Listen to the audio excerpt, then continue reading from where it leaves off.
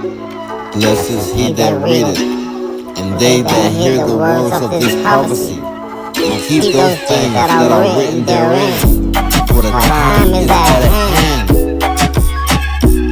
Welcome to Word on the Street, where we bring you hot topics. Hope everyone out there doing well today. Today we have a great study. I found this article online. It dates back to March 18, 2014 at 11:34 p.m. And it reads, Leak report, Israel acknowledged Jews, in fact Khazars, secret plan for reverse immigration to Ukraine. Now, check out this, man. It's gonna get very, very, very, very interesting. Check out this, what I found. They're planning to turn Israel into new Khazaria. Alright? Old Khazaria is modern day Ukraine. And basically, these people are going to come out and say they are the children of Israel. Look, new Khazaria. Now, I want to show you this video by this rabbi. And I'm going to let you check this out, and I'll be back with some commentary. So hang in there, and thank you. One of the early figures in the 10th century was an individual named Khazar ibn Shaprut, who rose to prominence in Cordoba, and he actually became one of the most important ministers within that city, representing the region of Al-Andalus with all kinds of diplomatic correspondence. He was actually a medical doctor, and he treated patients in Christian regions as well as Muslim regions. Fascinating things. But at any rate, for our purposes, he was especially interested in learning about far-flung Jewish communities, and he wanted to use the power of his office to try and protect them and promote their interests and to promote Jewish unity. He really thought on a global level. And when he heard about the possibility of Jews living north of the Caspian Sea in the region of Khazaria, he was especially interested in learning more about them and trying to understand, what is the story with these Khazarian Jews?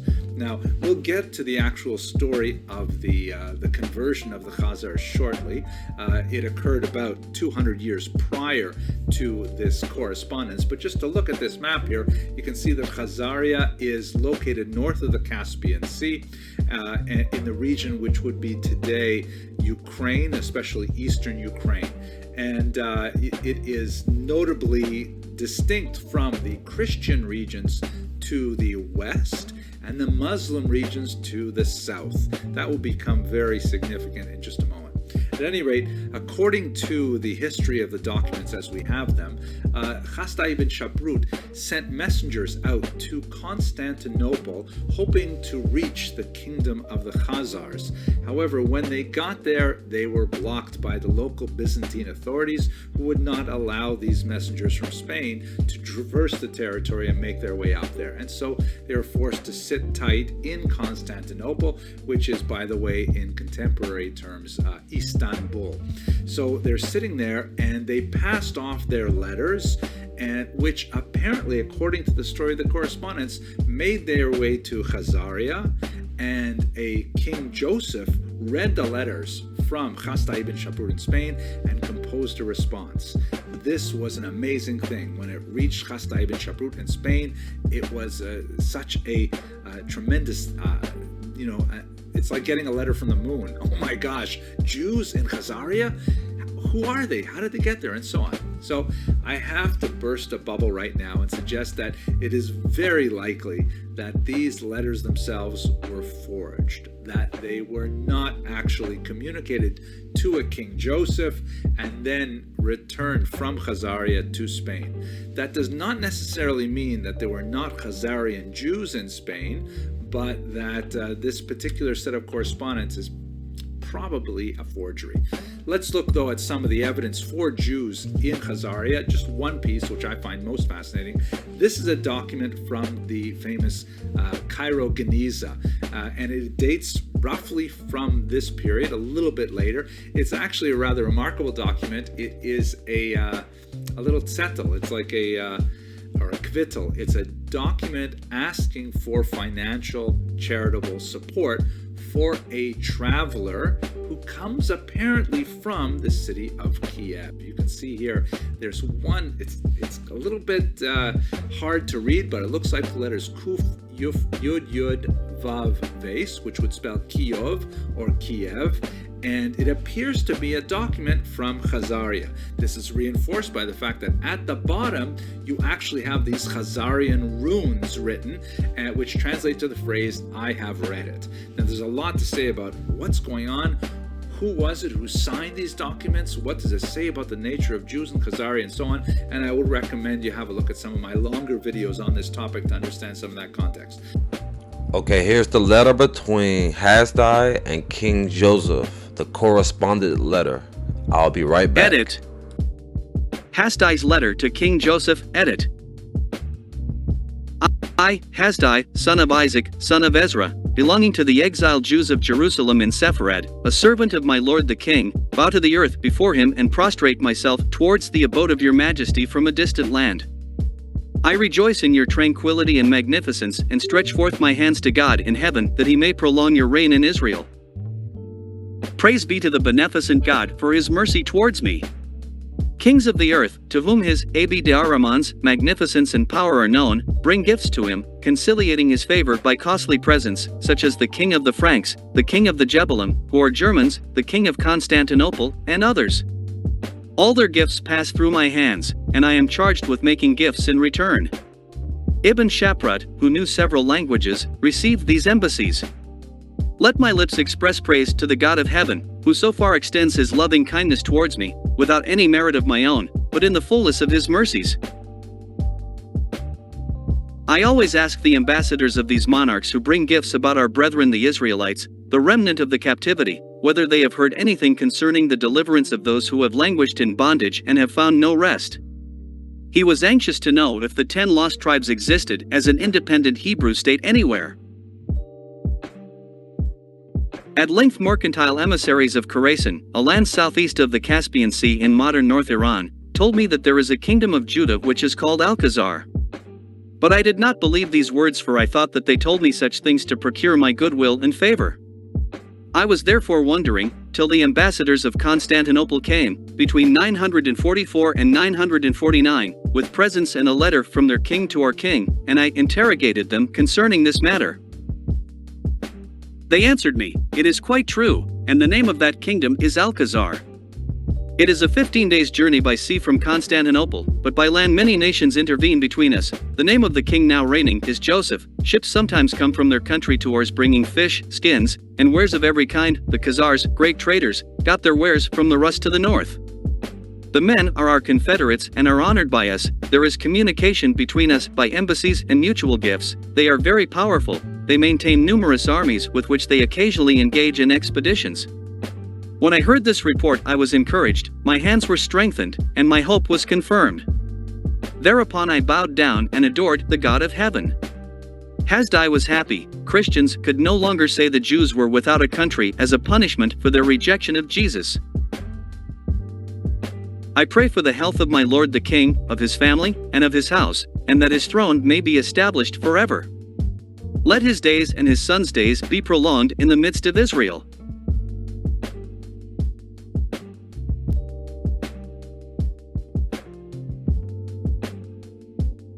Israel. King Joseph's reply, edit. The letter of Joseph the king, son of Aaron the king, the Turk, may his creator preserve him, to the head of the assembly, Hasdai, the son of Isaac, son of Ezra. I wish to inform you that your beautifully phrased letter was given us by Isaac, son of Eleazar. Know that we are descended from Japheth, through his son Togarmah. In Jewish literature, Togarmah is the father of all the Turks. I have found in the genealogical books of my ancestors that Togarmah had 10 sons. These are their names: the eldest was Ujer, the second Taurus, the third Avar, the fourth Waz, the fifth Bizel, the sixth Tarna, the seventh Khazar, the eighth Janner, the ninth Bulgar, the 10th Sar. These are the mythical founders of tribes that once lived in the neighborhood of the Black and Caspian Seas. I am a descendant of Khazar, the 7th son. I have a record that although our fathers were few in number, the Holy One, blessed be He, this is a common name for God, gave them strength, power, and might so that they were able to carry on war after war with many nations who were more powerful and numerous than they.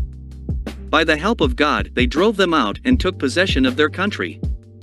Upon some of them they have imposed forced labor even to this very day. The land, along the Volga, in which I now live was formerly occupied by the Bulgarians.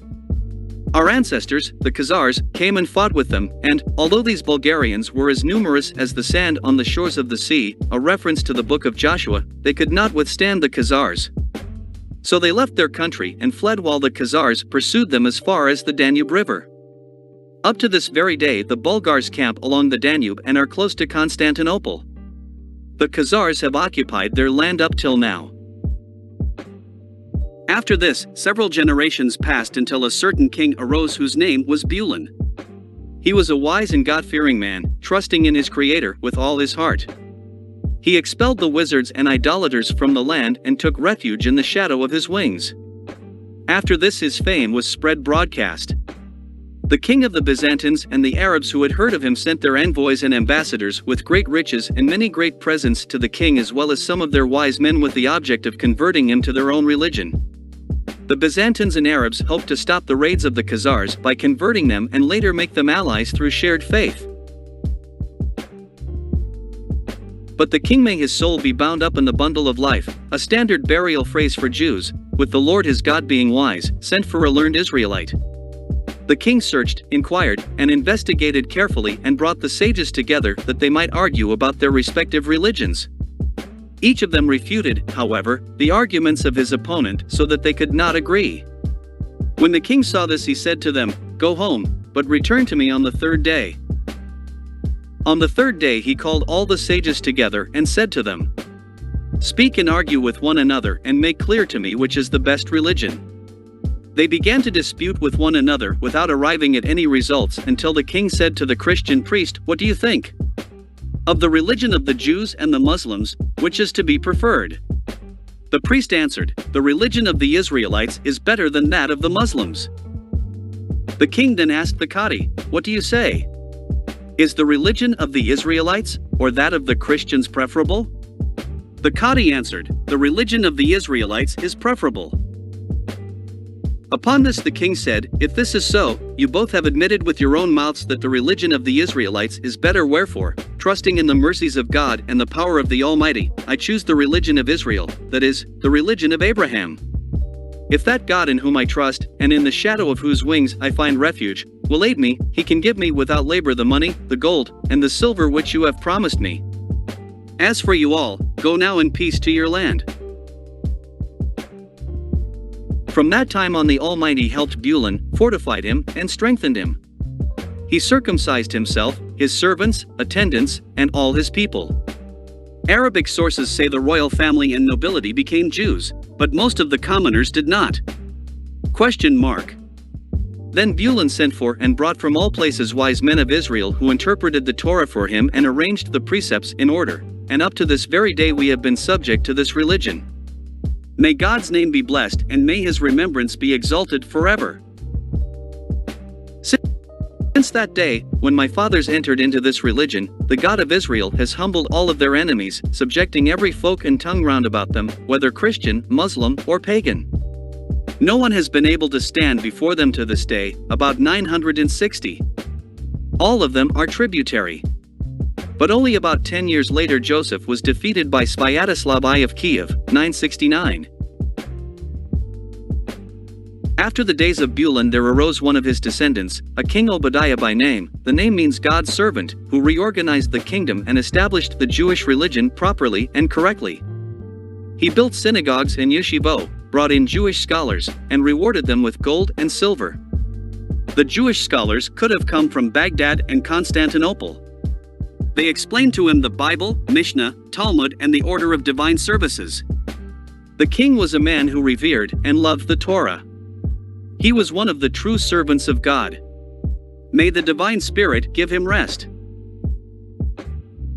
He was succeeded by Hezekiah, his son. Next to him was Manasseh, his son. Next to him was Hanukkah, the brother of Obadiah. Next Isaac, his son. Afterwards, his son Zebulun, then his son Moses, then his son Nissi, then his son Aaron, then his son Menahem, then his son Benjamin, then his son Aaron too, and I, Joseph, the son of Aaron the king, am king, the son of a king, and the descendant of kings. No stranger can occupy the throne of my ancestors, the son succeeds the father. This has been our custom and the custom of our forefathers since they have come into existence. May it be the gracious will of him who appoints all kings that the throne of my kingdom shall endure to all eternity. You have also asked me about the affairs of my country and the extent of my empire. I wish to inform you that I dwell by the banks of the river known as the Itil, Volga. At the mouth of the river lies the Caspian Sea. The headwaters of the river turn eastward, a journey of 4 months' distance. Alongside the river dwell many tribes in cities and towns, in open as well as fortified places. Bear in mind that I dwell at the delta of the Itil and, by God's help, I guard the mouth of the river and do not permit the Rus who come in ships to enter into the Caspian so as to get at the Muslims.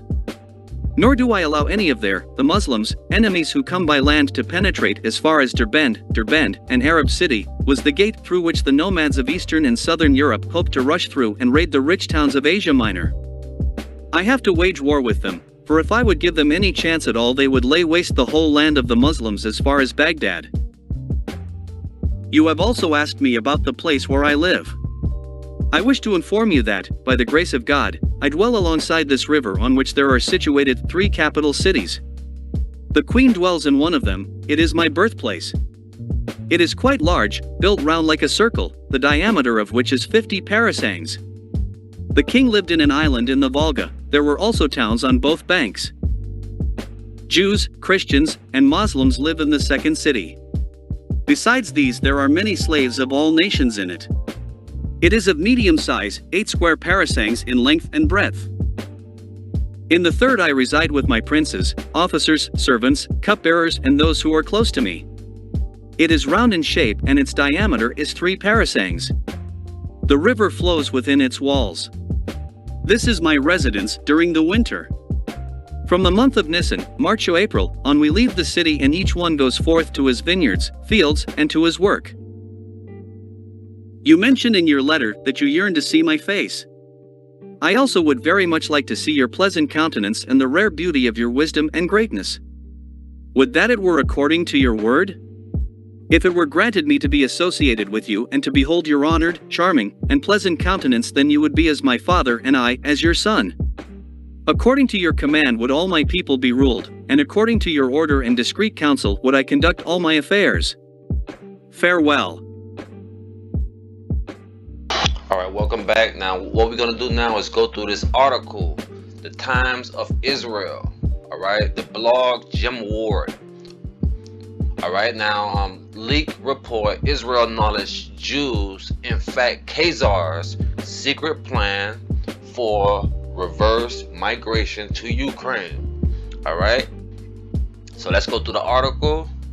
Fast breaking developments. Okay, followers of Middle Eastern affairs know 2 things. Always expect the unexpected and never write off Prime Minister Benjamin Netanyahu, whatever his name is, who has more political lives than the proverbial cat. Only yesterday came news from Syrian rebels plan to give Israel the Golan Heights in exchange for creation of a no-fly zone against the Assad regime.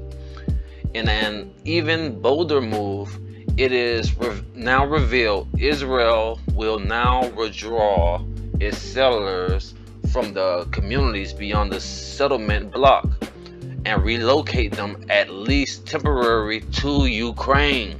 Ukraine made this arrangement on the basis of historic ties. So they trying to tie Israel and Ukraine in exchange for desperately needed military assistance against Russia. Now this is 2014.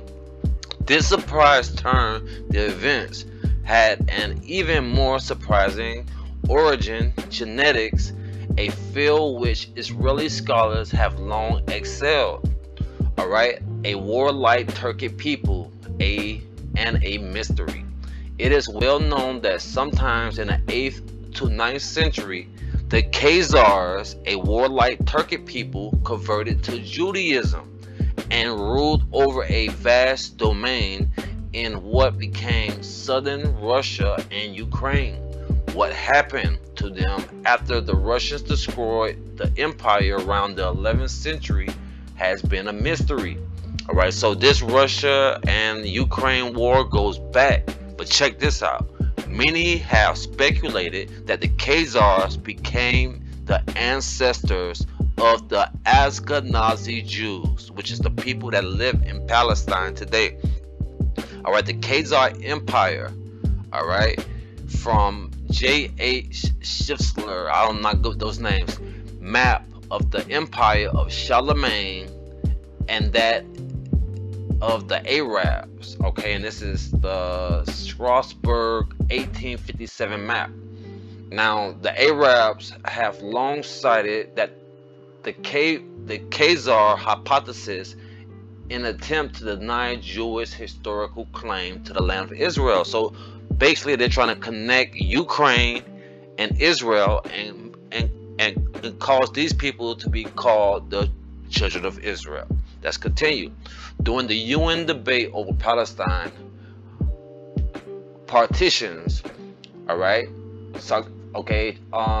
Wise men respond sarcastically. It is very strange. All my life, I have been a Jew, felt like a Jew, and now learned that I am a Khazar. In fact, Fosky Bang, Prime Minister Golda Meir, famously said, Khazar Skipsers, there is no Khazar people. I knew no Khazar in Kiev or Milwaukee. Show me these Khazars in whom you speak. Now, Khazarian Hungarian ex-communist, a scientist. See, they want to try to disrespect this man. Contrarian Hungarian ex-communist scientist Arthur Kessler brought the Khazarian hypothesis to a wider audience with the 13th tribe. The book was written in 1976 in the hopes that this proved the common Jewish racial identity would end anti-Semitism. Clearly, that hope has not been fulfilled.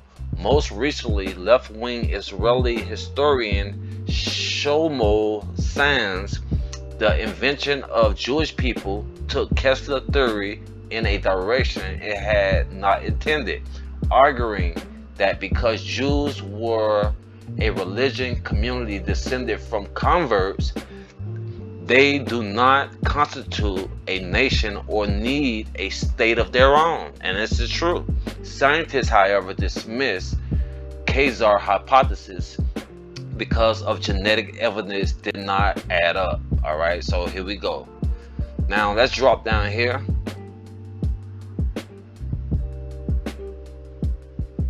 All right, let's go down here.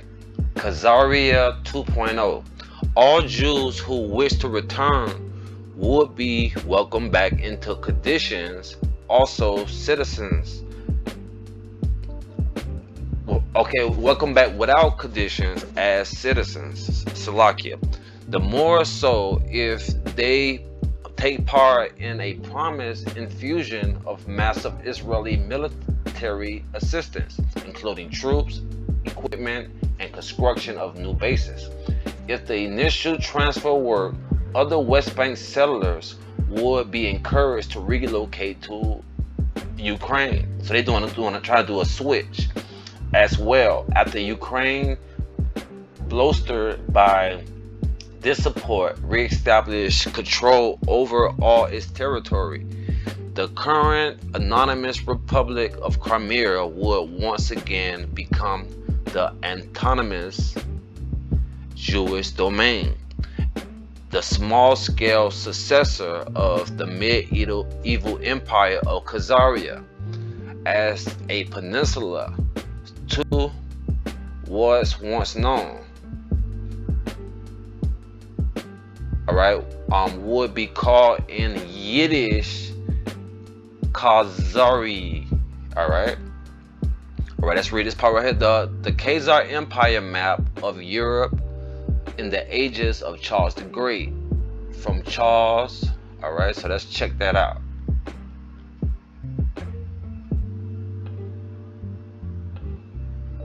Sweet.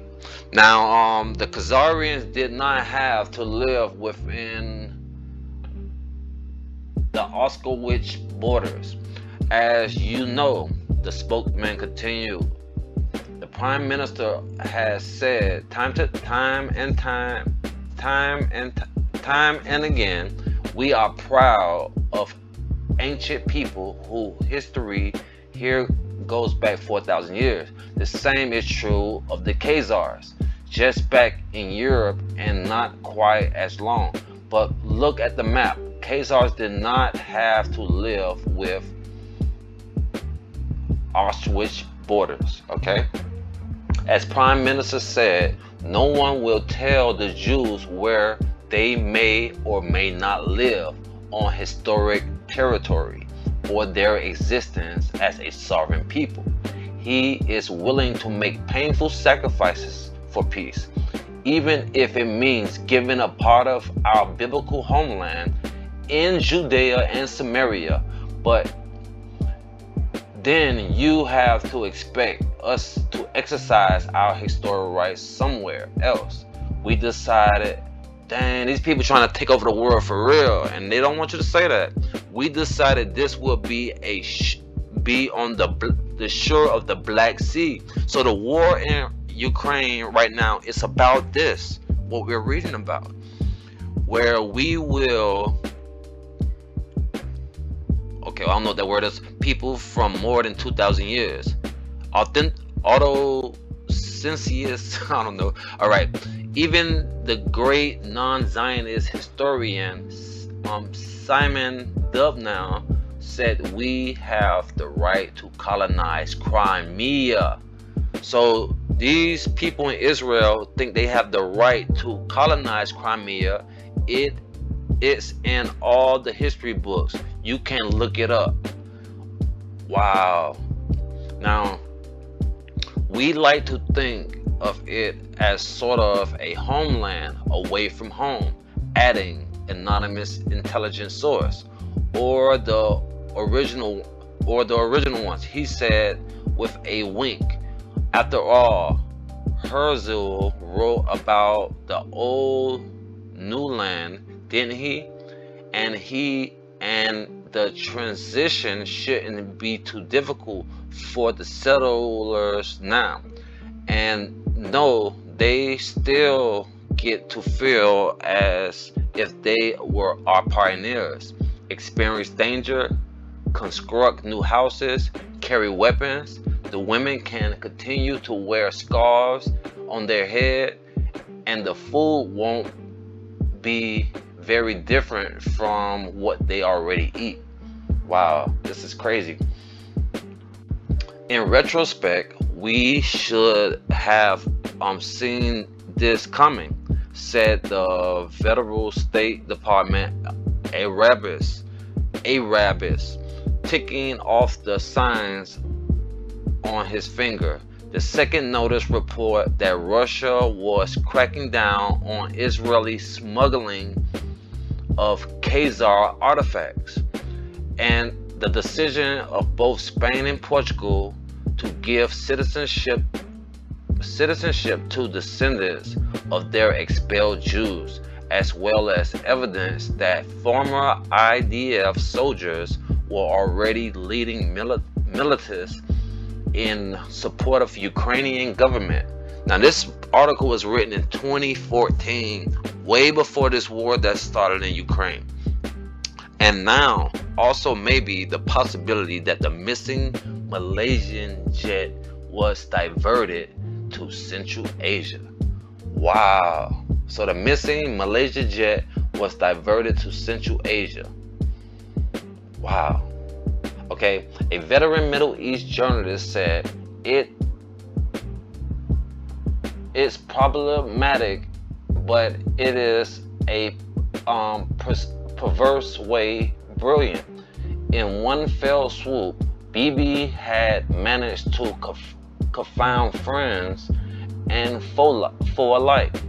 He put the ball back in the Palestinians' court and revealed the pressure from the Americans without actually making any real concessions.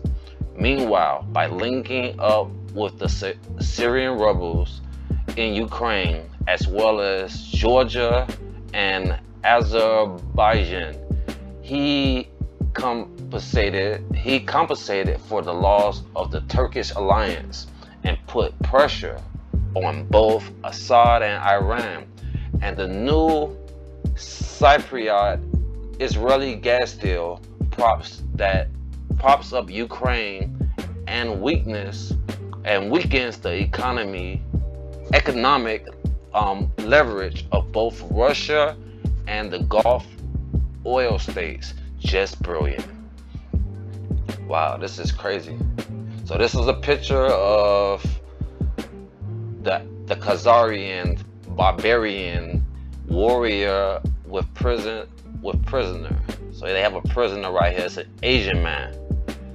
Image of the archaeological object. All right. So this is like real wild, man. So basically, I wanted to bring this article out. I'm gonna put the link of this article in the description of this video. So if you want to come check it out, you can just click on the link. So I'm gonna go ahead and make sure I do that. With that in mind, I do want to show this book. Now, I've been doing a lot of reading about the Ukrainians, but check this out. This is the book that I want to show everyone. Ukraine, a illustrated history. Now, we're gonna go to chapter right here 4, and it says the Khazars. All right, so the name refers to several Turkish-speaking tribes that appear as early as the 4th century CE into the steppe north. All right, that's like the land where they, it's like a fertile land, the steppes north of the Caspian Sea. By the second half of the 7th century, they were a concentrated in region of the east and present-day Ukraine, between the Black and Caspian Sea. So Ukraine is actual Khazaria, and this is the land that white people are fighting over right now. And what they're trying to do, they're trying to set up these people in the state of Israel as the chosen people. All right, now let me see if I have some more articles here.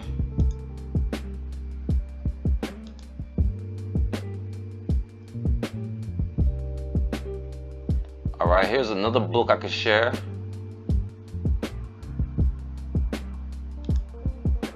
Here's another book I could share. The Disputation of Dialogue. All right.